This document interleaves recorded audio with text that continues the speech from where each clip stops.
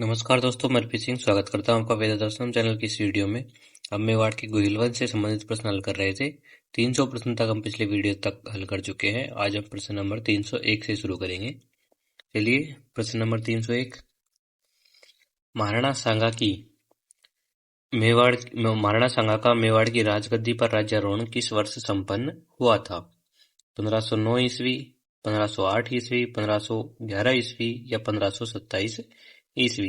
देखिए, महाराणा रायमल की मृत्यु के बाद में जो महाराणा संग्राम सिंह थे या महाराणा सांगा, वो 1509 ईस्वी में मेवाड़ के शासक बने थे। तो इसमें ऑप्शन ए सही हो जाएगा। और जब वे गद्दी पर बैठे तो उनकी आयु जो थी वो लगभग 27 वर्ष थी।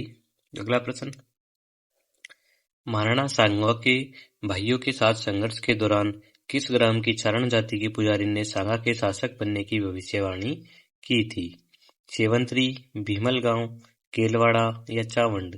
देखिए, जब सांगा, पृथ्वीराज और जयमल के बीच में विवाद हुआ तो सारंगदेव उन्हें भीमलगांव जो था वहां के पुजारी इनके पास ले गए थे, जहां पर उन्होंने राणा सांगा के राजयोग की पुष्टि की थी। तो इसमें ऑप्शन हो जाएगा भीमलगांव, ऑप्शन बी। अगला प्रश्न, प्रश्न नंबर 303। इतिहासकार कर्नल जेम्स टोड ने महाराणा सांगा के क्षत विक्षत शरीर और उनके अदम्य साहस को देखते हुए उन्हें कौन सी संज्ञा दी थी? मेवाड़ का उद्धारक, अभिनव भारताचार्य, सैनिक का भग्नावशेष, हिंदू सूत्रधार। तो देखिए, सांगा के शरीर पर तलवारों और बालों के लगभग 80 घाव थे। कर्नल जेम्स टोड ने उनके शारीरिक बलिदान को देखते हुए उन्हें सैनिक भग्नावशेष कहा था, अर्थात सिपाही का अंश। तो इसमें ऑप्शन सी बिल्कुल सही हो जाएगा। अगला प्रश्न, प्रश्न नंबर 304। निम्न कथनों पर विचार करें। ये महाराणा सांगा के द्वारा पुनर्जीवित पाती पैरवण जो परंपरा थी उससे संबंधित है। ठीक है, लिख देता हूं मैं इधर, पाती पैरवण इस परंपरा से संबंधित है ये।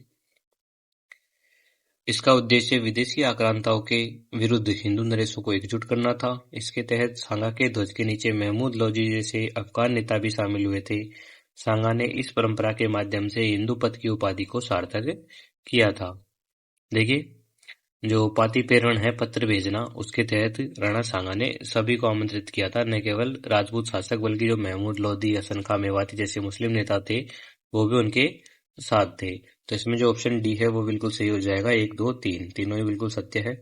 अगला प्रश्न, प्रश्न नंबर 305। सांगा के भाइयों के साथ उत्तराधिकार संघर्ष की समय अजमेर के किस सामंत ने उन्हें शरण देकर उनकी पहचान गुप्त रखी थी? करमचंद पवार, मेदिनी राय, जयमल या पृथ्वीराज राठौड़। देखिए, भाइयों के डर से अज्ञातवास के दौरान जो राणा सांगा थे उनको अजमेर के करमचंद पवार ने आश्रय दिया था। और राजा बनने के बाद में जो राणा सांगा थे उन्होंने उन्हें रावत की उपाधि और जागीरें भी प्रदान की थी। तो इसमें करमचंद पवार, ऑप्शन ए बिल्कुल सत्य हो जाएगा। अगला प्रश्न, प्रश्न नंबर 306। महाराणा सांगा और इब्राहिम लोदी के मध्य संघर्ष अपरिहार्य हो गया था। लोदी अपनी साम्राज्यवादी सीमाओं को मालवा तक बढ़ाना चाहता था, जबकि सांगा उत्तर भारत में हिंदू सत्ता की पुनर्स्थापना हेतु अग्रसर थे। देखिए, यहाँ पर दोनों ही कथन और कारण बिल्कुल सत्य है, और कारण जो है वो कथन की बिल्कुल सही व्याख्या करता है। जो दिल्ली का जो सुल्तान था इब्राहिम लोदी, उसकी महत्वाकांक्षाएं और सांगा की बढ़ती जो शक्ति थी वो आपस में टकरा रही थी, जिसके परिणाम स्वरूप खातौली और बाड़ी के युद्ध हुए थे। अगला प्रश्न, प्रश्न नंबर 307। सुमेलित करना इनको में स्तंभ ए और स्तंभ बी। स्तंभ ए में हमको मेवाड़ के जो व्यक्तित्व है वो दिए गए हैं, और बी में उनकी उपाधियां दी गई, इनको आपस में मिलाना है। देखिए, जो पृथ्वीराज थे उनको सैन्य फुर्ती के कारण उड़ना राजकुमार कहा जाता था। पृथ्वीराज थर्ड याद रखना, ठीक है, पृथ्वीराज थर्ड, इनको उड़ना राजकुमार कहा जाता था। 1 मिनट। और जो संग्राम सिंह है वो राणा सांगा, मतलब संग्राम सिंह का दूसरा नाम क्या है? राणा सांगा। उन्हें हिंदू पद कहा जाता था, ठीक है। महाराणा कुंभा जो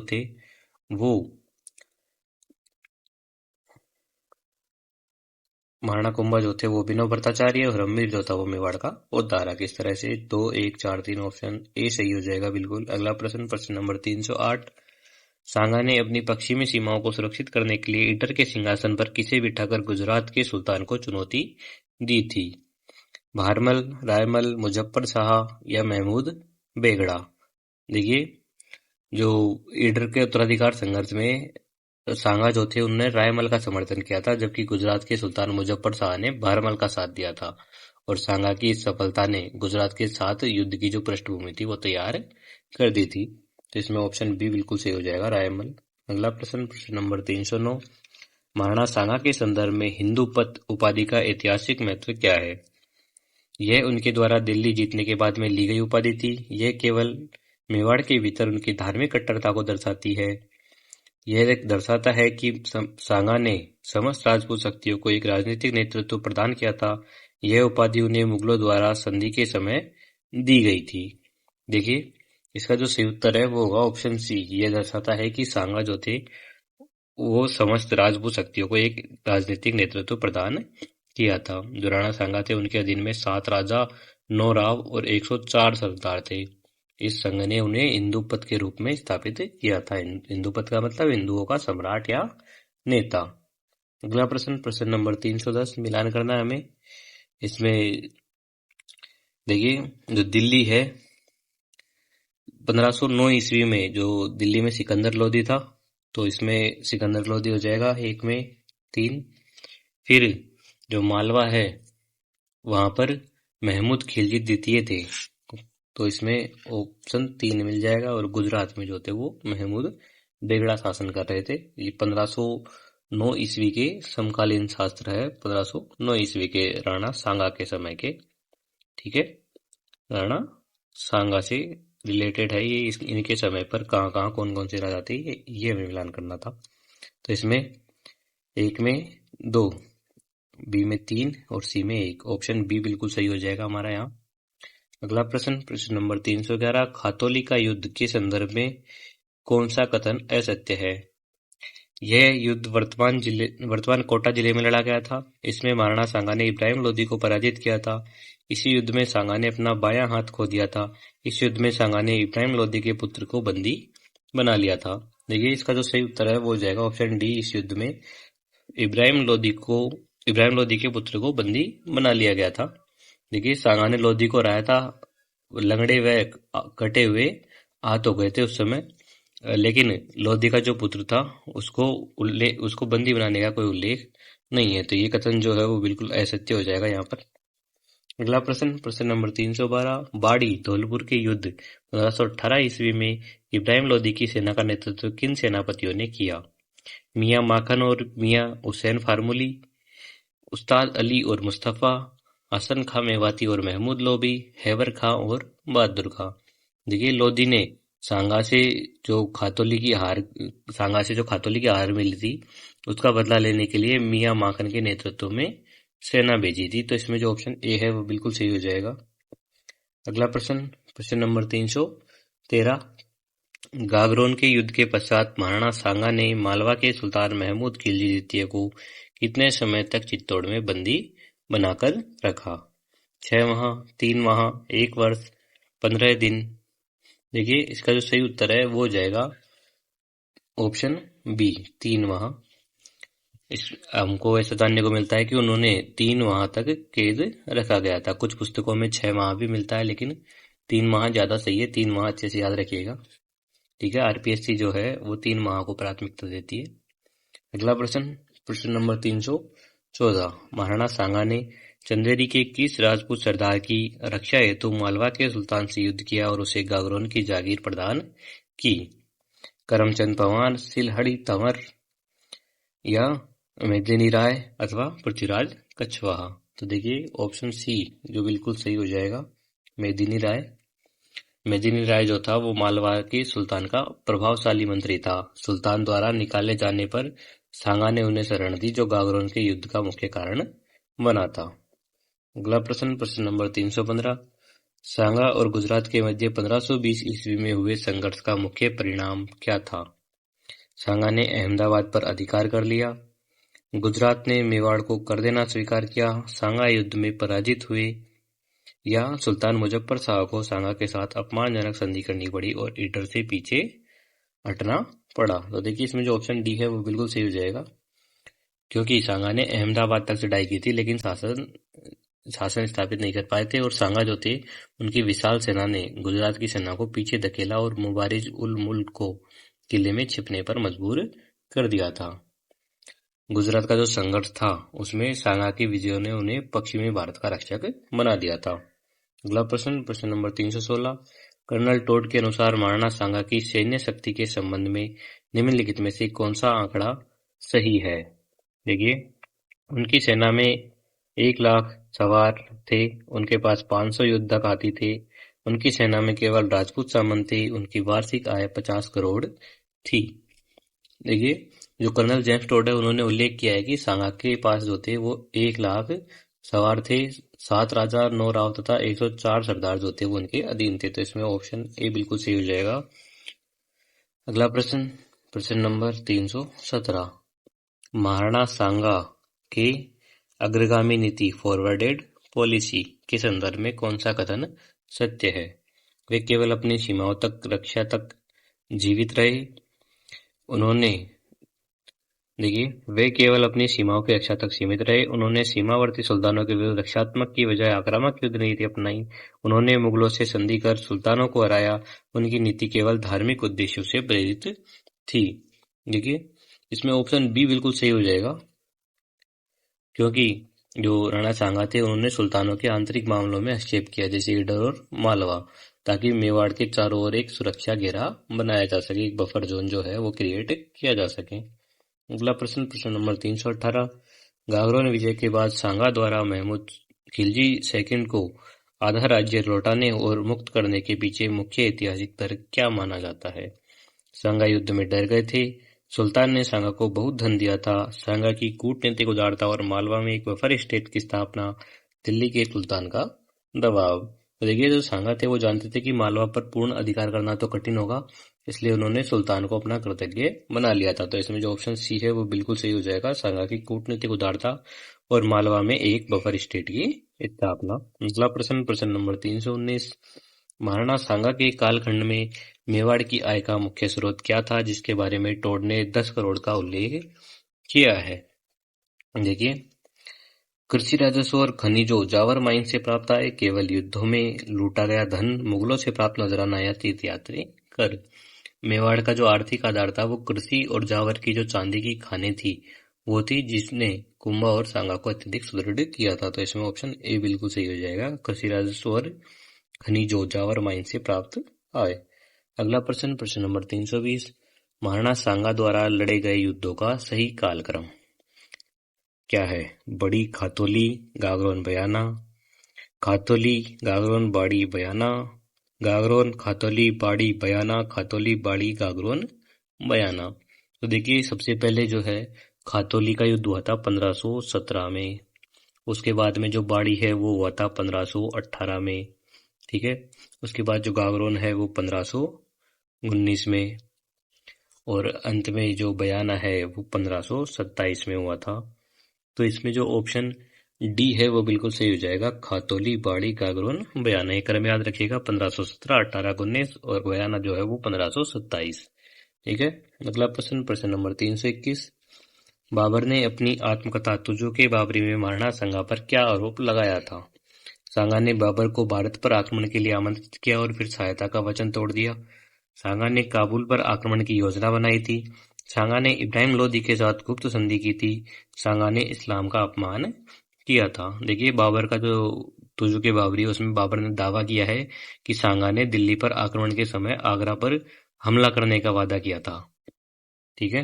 हालांकि जो राजस्थान स्रोत है वो इसको बिल्कुल गलत मानते हैं। इसमें ऑप्शन ए बिल्कुल सही हो जाएगा अपना। अगला प्रश्न नंबर 322।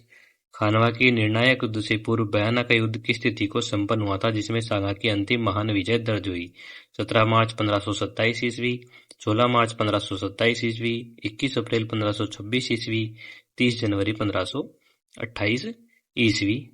तो देखिए, इसमें जो ऑप्शन बी है वो बिल्कुल सत्य हो जाएगा, 16 फरवरी 1527। और 17 मार्च 1527 जो है वो उस समय खानवा का युद्ध हुआ था। 21 मार्च 1526 को पानीपत का युद्ध हुआ था, और 30 जनवरी 1528 को महाराणा सांगा की मृत्यु हुई थी।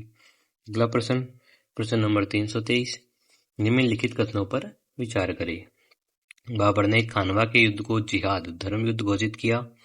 बयाना की हार और ज्योतिषी मोहम्मद शरीफ की भविष्यवाणी के कारण मुगल सैनिकों का मनोबल पूरी तरह से टूट चुका था। देखिए यहाँ पर जो है दोनों ही कथन और कारण बिल्कुल सत्य है और कारण जो है वो कथन की सही व्याख्या करता है, तो ऑप्शन ए जो है वो बिल्कुल सही हो जाएगा।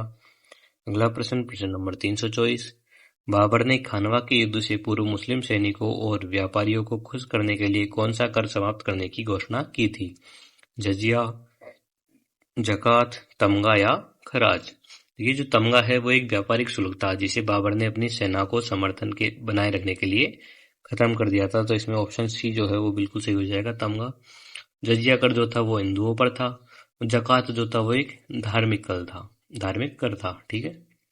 अगला प्रश्न, प्रश्न नंबर 325, बयाना की हार के बाद किस ज्योतिषी ने यह भविष्यवाणी की थी कि मंगल का तारा पश्चिम में, इसलिए पूर्व से लड़ने वाले मुगल जो है वो हार जाएंगे? नियामुद्दीन अहमद, मेहंदी ख्वाजा, उस्ताद अली या मोहम्मद शरीफ? देखिए ये जो ज्योतिषी था वो काबुल से आया था और इसकी भविष्यवाणी जो थी उसने बाबर के सैनिकों को आतंकित कर दिया था, जिसे बाबर ने जिहाद के नारे से शांत किया था, तो इसमें जो ऑप्शन डी है वो बिल्कुल सही हो जाएगा, मोहम्मद शरीफ। अगला प्रश्न, प्रश्न नंबर 326, बयाना की जीत के बाद महाराणा सांगा ने खानवा पहुंचने में लगभग 1 माह का समय लगा दिया। इस रणनीतिक देरी का क्या परिणाम हुआ? बाबर की अपनी रक्षात्मक कतारें और तोपखाने सजाने का समय मिल गया, सांगा की सेना की संख्या बढ़ गई, मुगल सेना काबुल भाग गई, इब्राहिम लोदी की शक्ति पुनः बढ़ गई। तो देखिए जो सांगा थे उन्होंने सीधे आगरा पर हमला करने की बजाय बसवा और आसपास रुक गए। इसके अंतराल में जो बाबर था उसने अपनी गाड़ियों को जंजीरों से बांधकर एक अभेद्य मोर्चा तैयार कर लिया था, तो इसमें ऑप्शन ए बिल्कुल सही हो जाएगा, बाबर को अपनी रक्षात्मक कतारें और तोपखाना सजाने का समय मिल गया था। और जो इतिहासकार डॉक्टर ओझा है इस देरी को सांगा की पराजय का सबसे बड़ा कारण मानते हैं। अगला प्रश्न, प्रश्न नंबर 327, खानवा के युद्ध में अफगान शक्तियों का सांगा को समर्थन देने के पीछे मुख्य कारण क्या था? वे सांगा को भारत का सम्राट बताना चाहते थे, वे बाबर को भारत से बाहर निकालकर पुनः लोदी वंश की सत्ता स्थापित करना चाहते थे, वे इस्लाम के विरुद्ध थे या सांगा ने उन्हें बहुत धन दिया था? देखिए जो इब्राहिम लोदी है उसका भाई महमूद लोदी सांगा की शरण में आया था, तो अफगानों ने सोचा कि सांगा की मदद से वे मुगलों को हटा देंगे, तो इसमें जो ऑप्शन बी है वो बिल्कुल सत्य हो जाएगा। वे बाबर को भारत से बाहर निकालकर पुनः लोदी वंश को सत्ता जो थी वो स्थापित करना चाहते थे। अगला प्रश्न, प्रश्न नंबर 328, सांगा और बाबर के बीच मध्यस्थता के दौरान कौन सा राजपूत सरदार बाबर की ओर झुक गया और अंततः विश्वासघात किया? मेदिनी राय, रायमल, सिलहड़ी तंवर या अखेराज? तो देखिए जो सिलहड़ी तंवर है उन्होंने मध्यस्थ के रूप में कार्य किया था और उसकी बाबर से जो गुप्त साठगांठ थी उसकी युद्ध के कारण राजपूत वो जो साठगांठ थी वो युद्ध के दौरान राजपूतों के लिए बहुत घातक सिद्ध हुई थी, तो इसमें जो ऑप्शन सी है सिलहड़ी तंवर वो बिल्कुल सही हो जाएगा। अगला प्रश्न, प्रश्न नंबर 329, खानवा की पूर्व संध्या पर सांगा के पत्र व्यवहार का उल्लेख किस राजस्थानी स्रोत में मिलता है जहां सामंतों ने बाबर को सांप की संज्ञा दी थी? बयाना की युद्ध का विवरण, बाबरनामा, वीर विनोद या नैणसीरी ख्यात? देखिए यहाँ पर जो ऑप्शन ए है वो बिल्कुल सत्य हो जाएगा, बयाना की युद्ध का विवरण या मेवाड़ का संक्षिप्त इतिहास। उसके अनुसार जब सांगा ने बाबर से बातचीत की कोशिश की तो सामंतों ने कहा था कि सांप को दूध पिलाने से क्या लाभ?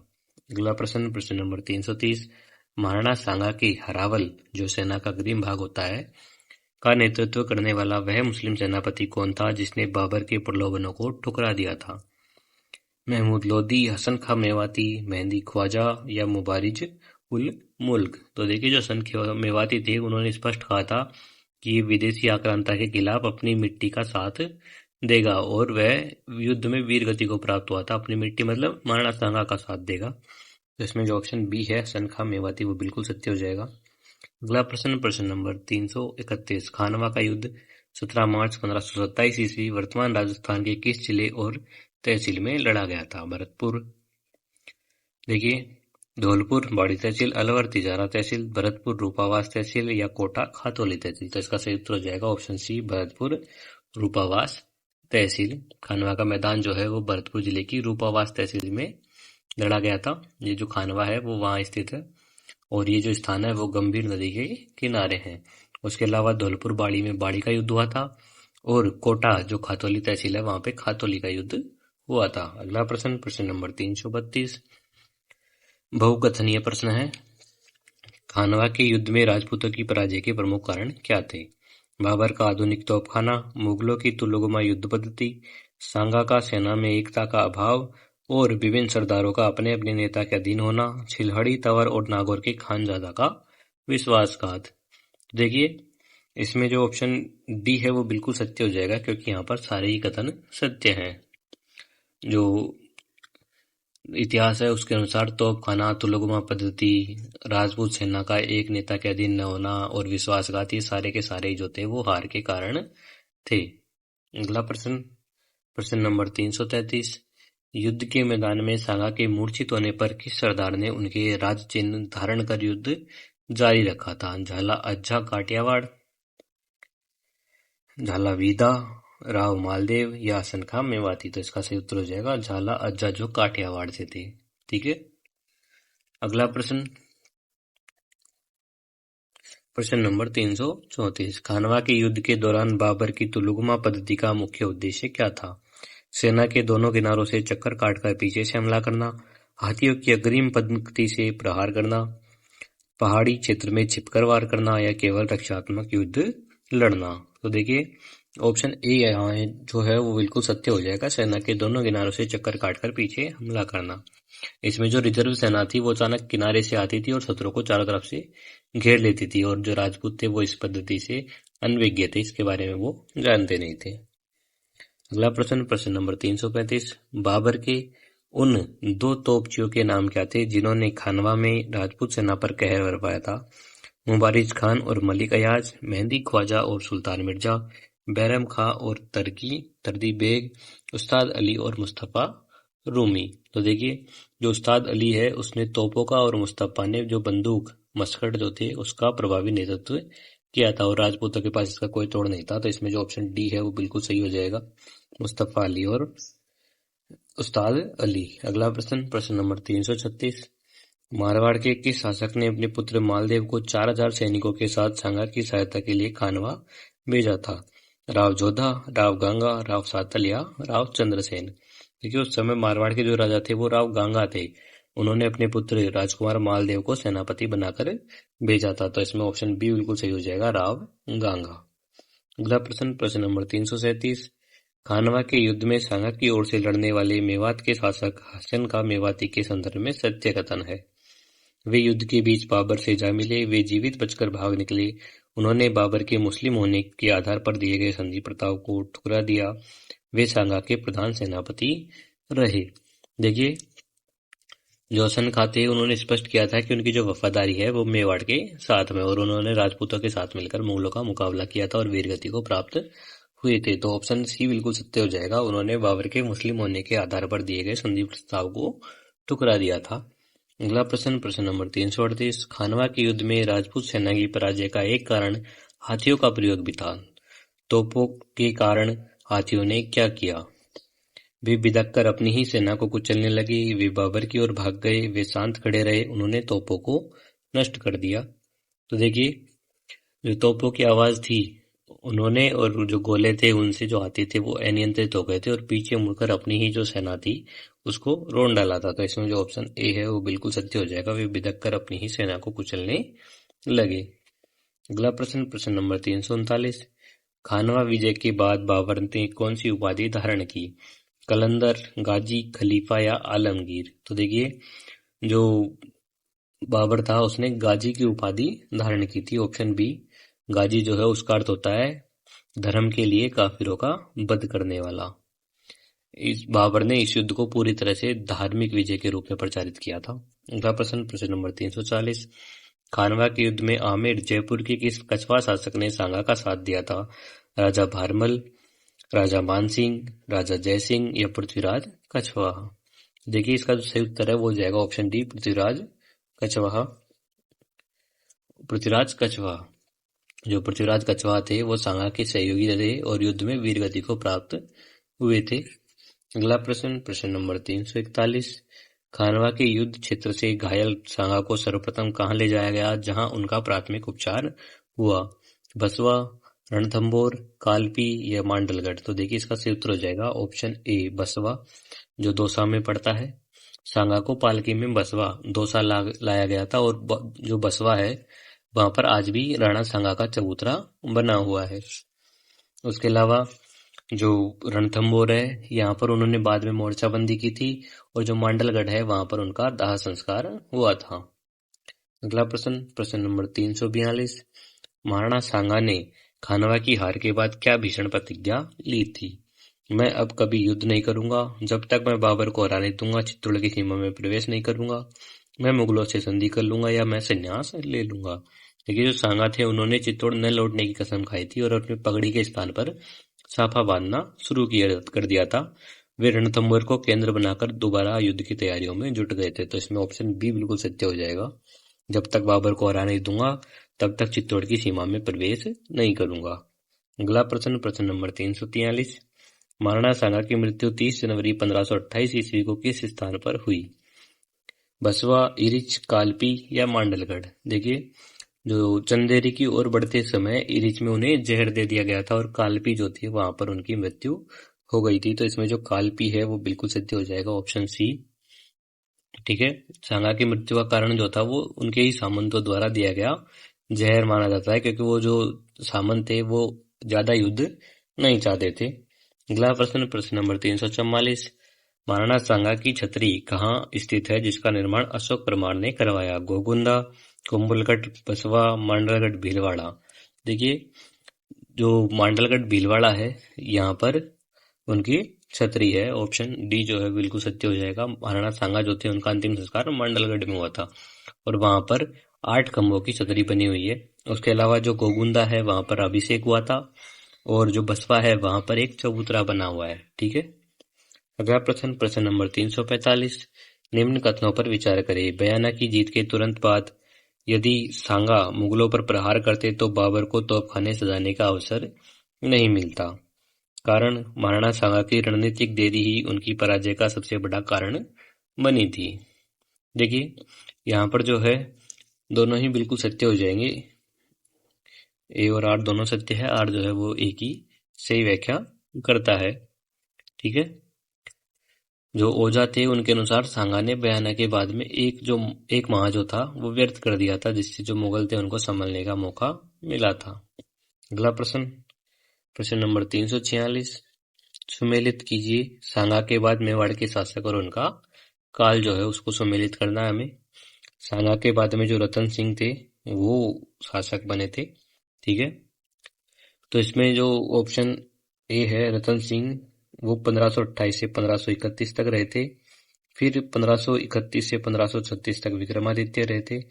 उसके बाद में जो उदय सिंह है वो रहे थे 1540 से 72 तक और जो बनवीर थे वो 1536 से लेकर के 1540 तक रहे थे।